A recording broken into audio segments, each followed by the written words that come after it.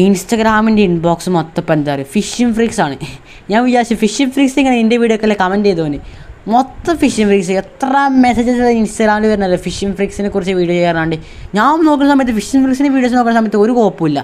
മൂപ്പര് കിളിനെ വാങ്ങാൻ കൂട് വൃത്തിയാക്കുക അതാക്കുക കുളം തോണ്ട. പിന്നെ ഇൻസ്റ്റ ചെക്ക് ചെയ്ത സമയത്താണ് ഗൈസ് ഈ സാധനം കാണാൻ പറ്റുമൊക്കെ. ഒരു പ്രൊമോഷൻ്റെ ഭാഗമായിട്ട് ഏതൊരു കമ്പനി അല്ലെങ്കിൽ എന്തോ ഒരു ബ്രഹ്മപുരം ത്തിൻ്റെ പ്രൊമോഷനായിട്ട് എന്തല്ലല്ലോ ഏതൊരു എയർ പ്യൂരിഫയറിൻ്റെ പ്രൊമോഷൻ ബ്രഹ്മപുരം വെച്ച് ബിസിനസ്സാക്കി സംഭവമൊക്കെ.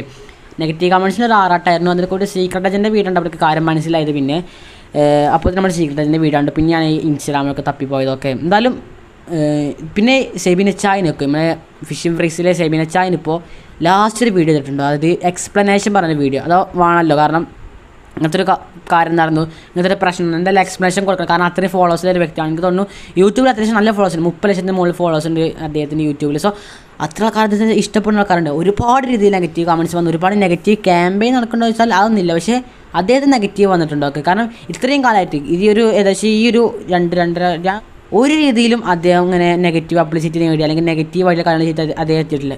ഇതുവരെയായിട്ട് നല്ല രീതിയിൽ ഹാർഡ് വർക്ക് എഫേർട്ട് എടുത്തിട്ട് എത്തിക്കും. പക്ഷേ ഈ ഒരു കാര്യം ഈ ബ്രഹ്മപുരം പ്രശ്നം അല്ലെങ്കിൽ ഈ ഒരു തീപിടുത്തം തുടർന്നുണ്ടായ പ്രൊമോഷന് ഭയങ്കര മോശമാണ്.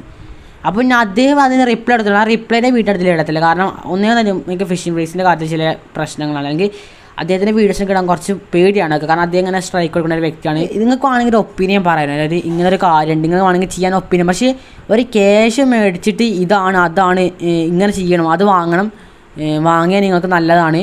പിന്നെ എന്തൊക്കെയാലും പറഞ്ഞത് ഈ ഒരു കോഡ് ഉപയോഗിച്ച് 300 ഡിസ്കൗണ്ട് കിട്ടും എന്നൊക്കെ പറഞ്ഞത് പക്ക ബിസിനസ് അല്ലേ. അപ്പോൾ അതിന് ന്യായീകരിച്ചിട്ടൊന്നും വലിയ കാര്യമൊന്നുമില്ല തോന്നുന്നു. എന്തെങ്കിലും അഭിപ്രായം കമൻറ്റ് ചെയ്യുക. എനിക്ക് ഇതിലൊക്കെ വീഡിയോ ചെയ്യാൻ പറ്റും ചത്തുകൾ അങ്ങോട്ട് കേട്ടോ. അപ്പോൾ